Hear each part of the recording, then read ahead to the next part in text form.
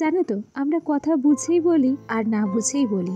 সবসময় একটা কথা কিন্তু আমাদেরকে মাথায় রাখতেই হবে যে আমাদের কথার দ্বারা কারোর যেন কোনো আঘাত না লাগে। কেন কি জানো তো, মানুষ সব আঘাত ভুলে গেলেও কথার দ্বারা যে আঘাতটা আমরা তাদেরকে দিয়ে থাকি সেই আঘাতটা কখনো ভোলে না। যাই হোক, অনেক গল্প অনেক কথা হবে তো তোমাদের সঙ্গে। তার আগে চলো ছোট্ট করে নিজের পরিচয়টা দিয়ে নিই। নমস্কার, কেমন আছো সবাই? আশা করছি সবাই ভালো আছো আর আমরাও বেশ ভালো আছি। আমি রিমি। আজকে আমার আরও একটি নতুন ব্লগে তোমাদের সবাইকে অনেক অনেক স্বাগত জানিয়ে ব্লগটি শুরু করছি আর আশা রাখছি ব্লগটি তোমাদের ভালো লাগবে। আজকের ব্লগটি শুরু করেছি দুপুরের খাওয়া দাওয়া থেকে। সকালবেলা রান্না বান্না সমস্ত কিছুই হয়ে গেছে, আজকে একটু লেটে রান্না করেছিলাম আর ব্লগটা আমি দুপুর থেকেই শুরু করেছি। এখানে খাওয়া দাওয়া শেষ করে টেবিলটাকে মুছে দিচ্ছি। মাঝে বেশ কয়েকদিন আমি কিন্তু অনিয়মিতভাবে ব্লগ পোস্ট করেছি, একদিন পর একদিন ব্লগ পোস্ট করেছি। বাবার বাড়িতে ছিলাম, সেখানে শরীর খারাপ ছিল, তার সত্ত্বেও চ্যানেলটাকে ধরে রাখতে আমি কিন্তু স্টপ দিইনি পুরোটা, তবে একদিন ছাড়া ভিডিও দিয়েছি। তাতে করে কিন্তু আমার অনেকটাই ক্ষতি হয়ে গেছে আর কি। চলো, ক্ষতি হয়ে গেছে, ধীরে সুস্থে যদি ধৈর্য ধরি তাহলে সে ক্ষতি হয়তো কোনো না কোনো দিন পূরণ হয়েই যাবে। তার মাঝে নিজের শরীর বাঁচিয়েই তো কাজকর্ম করতে হবে, তাই না? আর তাতে গিয়েছিলাম বিয়ে বাড়িতে, সেই বিয়ে বাড়ির ব্লগ তো এখনও তোমাদের সঙ্গে শেয়ার করতেই পারলাম না। আসলে এডিটিং করা এখনও বাকি রয়েছে, সমস্তটাই তোমাদের সঙ্গে আস্তে আস্তে কিন্তু শেয়ার করব। যাই হোক, আজকে রান্না করেছিলাম গাজর দিয়ে, আলু দিয়ে, মটরশুঁটি দিয়ে একটা তরকারি। ডিম রান্না করার কথা ছিল, বরকে অনেকবার বলেছিলাম যাও ডিম এনে দাও। সে তো আর ছেলে পাহারা দিচ্ছিল বলে ডিমটাকে কিন্তু আনতে পারেনি, তাই হাতের কাছে যেটুকু যা পেয়েছি সেটুকু দিয়েই রান্নাবান্না কমপ্লিট করেছি। কেন কি সবজি বাজার তো করা হয়নি বেশ কয়েকদিন, প্রায় 20 দিন আমি বাড়ি নেই। ফ্রিজে যে সমস্ত সবজিগুলো ছিল সমস্ত কিছুই ভালো ছিল, তবে আলুগুলো না গাছ পেরিয়ে গেছিলো। সেই আলুটা আমার বর যখন ছুটিতে এ বাড়িতে এসেছিল, এ বাড়ি থেকে আমার বাবার বাড়ি নিয়ে গেছিলো। আলুগুলো মাকে দিয়ে এসেছি, প্রায় কেজি 5 মতো আলু ছিল। আর বাদবাকি সবজিগুলো যেহেতু ফ্রিজে ছিল, তাই আমরা আসার পর আমার বর কিন্তু কেজি খানেক আলু কিনে নিয়ে এসেছিল, সেটা দিয়ে আজকে রান্নাবান্না করেছি। আগামীকাল হাটে গিয়ে আবার নতুন করে সবজি থেকে শুরু করে আলু, মাছ সমস্ত কিছুই কিনে আনবো। তবে আজকের পর কি আর বাবার বাড়ি যাব না গো, বাবার বাড়ি যাব। তবে এ বাড়িতে আসার পর ঘরদোরের অবস্থা দেখে রীতিমতো কিন্তু ভয় পেয়ে গেছি। কী যে বিধিস্তি অবস্থা হয়েছে আমার ঘরের, সমস্ত কিছুই গুছিয়ে গেছে, পরিষ্কার পরিচ্ছন্ন করতে কিন্তু অনেকটাই সময় লাগবে। বিয়ের পর থেকে কখনো পর্যন্ত এ বাড়িতে আসার পর, মানে বাবার বাড়ি থেকে তাড়াহুড়ো করে কষ্ট করে আসার পর কখনো আমি আমার গোছানো ঘরটা পাইনি। আমার ক্ষেত্রে প্রতিবার কি হয় জানো তো, বাবার বাড়ি থেকে গাদা গুচ্ছের ব্যাগপত্র তল্পি তল্পা এনে এই যে আমার ঘরে সিঁড়ি রয়েছে সেখানেই রাখতে হয়। তারপর ঘরে ঢুকে ঘর গুছিয়ে পরিষ্কার করে ঝাড় দিয়ে বিছানাপত্র গুছিয়ে পরিপাটি করে তবেই সেখানে থাকার মতো ব্যবস্থা আমার হয়, নচেত নয়। কতটা কষ্ট হয় বলো তো আমার, এসে ওই এক নিঃশ্বাসে সমস্ত কাজ কমপ্লিট করতে।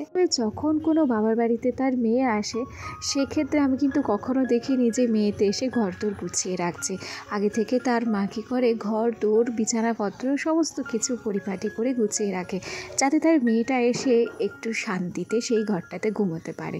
তবে মেয়ে আর বৌমার তফাৎ বুঝি এখানেই হয়, তাই না গো? যাই হোক, চলো, গল্প করতে করতে অনেক কথাই হয়তো বলে ফেললাম, আর সেই সাথে অনেক কাজও হয়ে গেল। খাওয়া দাওয়া কমপ্লিট করে থালা বাসন সমস্ত কিছু আমি কিন্তু ধুয়ে মেজে নিয়েছি। আর তারপর এই যে রান্নাঘরে এসে গ্যাসটাকে সুন্দর করে মুছে রাখলাম। যতবারই রান্না করি না কেন, যতবারই গ্যাসে এঁঠো পড়ুক না কেন, প্রত্যেকটা বাড়ি কিন্তু গ্যাসটাকে আমি সুন্দর করে মুছে রাখি। আর তারপর যেহেতু অনেক দিন বাড়ি ছিলাম না, তাই এই সমস্ত কৌটো কাটা আর এই র্যাকগুলোতে অনেক ধুলো ময়লা পড়েছিল, সেটাকেও হাতে আমি কিন্তু ভেজা কাপড়ের সাহায্যে পরিষ্কার করে নিয়েছি। এখন ঘড়ির কাঁটায়ও মোটামুটি 3:30 বাজে, সোনা ঘুমোচ্ছে, আর এই সুযোগে আমি ঘরটাকে ঝাড় দিয়ে নিচ্ছি। গতকালকে আমরা বাবার বাড়ি থেকে এখানে এসেছি, আর আজকেই কিন্তু সোনাকে পড়াতে আসবে, তাই তার পড়াতে আসার আগে ঘরটাকে একটুখানি ঝাড় দিয়ে নিচ্ছি আর ঘরটাকে একটু গুছিয়েও নেব। চলো, ভিডিওর এ পর্যায়ে এসে একটা কথা না বললেই নয়, যে কথাটা না বলে ভিডিওটি কিন্তু অসম্পূর্ণ থেকে যায়। আমার যে সমস্ত বন্ধুরা প্রথম থেকেই আমার সাথে আছো, পাশে আছো, তোমাদেরকে অসংখ্য ধন্যবাদ জানাচ্ছি। আর আমার যে সমস্ত নতুন বন্ধুরা আজকে আমার ভিডিওটি প্রথম দেখছো, যদি কোনো কারণে আমার এই ছোট্ট ভিডিওটি তোমাদের ভালো লেগে থাকে তাহলে অবশ্যই করে একটা লাইক করো, কমেন্ট করো। আর তোমরা চাইলে আমার এই ছোট্ট পরিবারের একজন মিষ্টি সদস্য হয়ে আমার পাশে থেকে যেও। একটা কথা যেমন সত্য, যেমন একটা কথা আমরা মেনে নিই যে সংসার সাজিয়ে গুছিয়ে রাখতে গেলে দামি দামি জিনিসপত্রের দরকার হয় না, ঠিক তেমনই এ কথাটাও কিন্তু সত্য যে সংসার যেমনই হোক, ঘরবাড়ি যেমনই হোক, একটা সংসারে পজিটিভিটিতে পূর্ণ করতে গেলে সংসারের কাজকর্মগুলোকে অনেক ক্ষেত্রে পরিষ্কার পরিচ্ছন্নভাবেই কিন্তু করতে হয়। আর পরিষ্কার পরিচ্ছন্ন ঘরবাড়িতেই কিন্তু লক্ষ্মী বসবাস করে।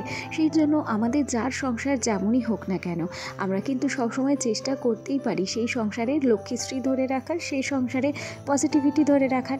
তাতে করে কিন্তু আমাদেরই মঙ্গল হয়, তাই না বলো? যাকে গল্প করতে করতে এখন ভাবছি উঠোনটাকে ঝাড় দিয়ে নেব, যেহেতু গরম চলে এসেছে আর ধুলোর প্রকোপও কিন্তু বেড়েছে। আর এখন দেখো পাতা ঝরার সময়, তাই না? একটু পর পরে উঠোনে প্রচুর পাতা পড়ে আর উঠোনটা কিন্তু ভীষণ নোংরা হয়। তাই যদি অন্তত দিনে 3 বার করে উঠোনটাকে পরিষ্কার করা যেত তাহলে কিন্তু দেখতে বেশ ভালো লাগতো। তবে এত কাজের চাপে 3 বার করে উঠোন ঝাড় দেওয়া কোনোভাবেই সম্ভব নয়। তাই সকাল বিকেল দুবেলা করেই কিন্তু আমরা উঠোনটাকে ঝাড় দিই। এই পর্যায়ে উঠোনে ধুলোবালি একটু কমাতে উঠোনটাতে আমি কিন্তু জল ছিটিয়ে নিয়েছিলাম আর তারপরে উঠোনটা ঝাড় দিয়েছি। আর এই দেখো পুরো কলের পরে কিন্তু পাতা পড়ে কি অবস্থা হয়েছে। সকালেও এটাকে পরিষ্কার করেছি, যেহেতু বিকেলবেলা এখনও কিন্তু দেখতে জায়গাটা ভালো লাগছে না। এই পাতাগুলো পরিষ্কার করার পর তবেই গিয়ে কিন্তু কলপাটটা দেখতে একটু সুন্দর লাগবে।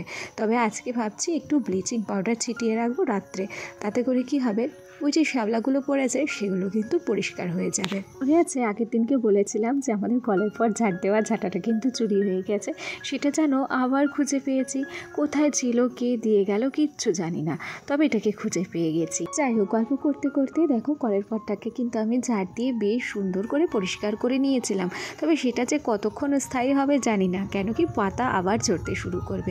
এ পর্যায়ে সোনা কিন্তু ঘুম থেকে উঠে গেছে, সোনাকে উঠিয়ে দিয়েছি আর সোনা গেছে খেলতে।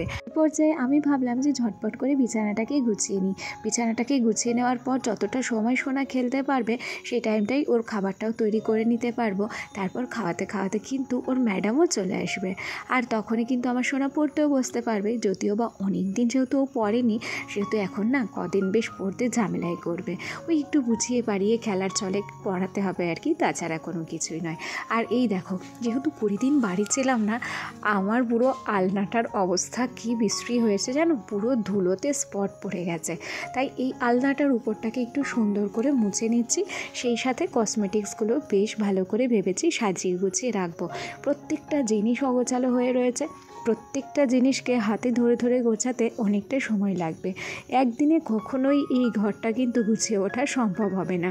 তাই একটু একটু করে যদি গুছিয়ে নিই তাতে করে কি হবে, আমার কষ্টটাও কম হবে আর ঘরটাও কিন্তু সুন্দর করে পরিপাটি করে গুছিয়ে নিতে পারবো। আমরা প্রত্যেক মেয়েরাই বুঝি অগোছালো ঘর পছন্দ করি, তাই না? আসলে কি বলতো, প্রত্যেকটা মেয়েদের মধ্যেই না গোছানো গাছানোর একটা ভাব থাকে, একটা লক্ষণ প্রথম থেকেই থাকে। আর মেয়েদের মধ্যে এই সাংসারিক গুণটা কিন্তু ঈশ্বর প্রদত্ত। তাই শুরু থেকেই দেখবে খেলার ছলেই হোক, ওই যে পুতুল খেলার ছলে আমরা কিন্তু সংসারটাকে সাজিয়ে গুছিয়ে রাখারই চেষ্টা করি। যখন আমরা পুতুল খেলতাম তখনও তো একটা সংসার ছিল আমাদের, ছিল না বলো? কারা কারা তোমরা পুতুল খেলেছো কমেন্ট করে জানিও। কিন্তু আমি কিন্তু প্রচুর পুতুল খেলেছি আর আমার মনে হয় সেই পুতুল খেলার সংসারটাই এখন আমাদের এই বাস্তবের সংসারে পরিণত হয়েছে, তাই না? তো যাই হোক, তোমাদের সঙ্গে ছোটোবেলার কথা শেয়ার করতে করতে ওদিকে কসমেটিক্সগুলোও আমি গুছিয়ে নিয়েছি। আর তারপর এই যে অগোছালো আলনাটাকে দেখছো, আলনাটাকেও কিন্তু সুন্দর করে গুছিয়ে নিলাম। যেখানে প্রত্যেকটা নাইটি যদি সারিবদ্ধভাবে গোছানো না থাকে তাহলে কিন্তু আমার খুব একটা বেশি ভালো লাগে না। সংসার যেমনই হোক না কেন, ঘর বাড়ি কিন্তু পরিপাটি থাকলে সেখানে পজিটিভিটি ভরপুর থাকে। চলো, গল্প করতে করতে আমার আজকের ভিডিওটি তোমাদের কেমন লাগলো কমেন্ট করে জানাতে ভুলো না। আজ আসি, কাল আবার দেখা হবে। টাটা সবাইকে।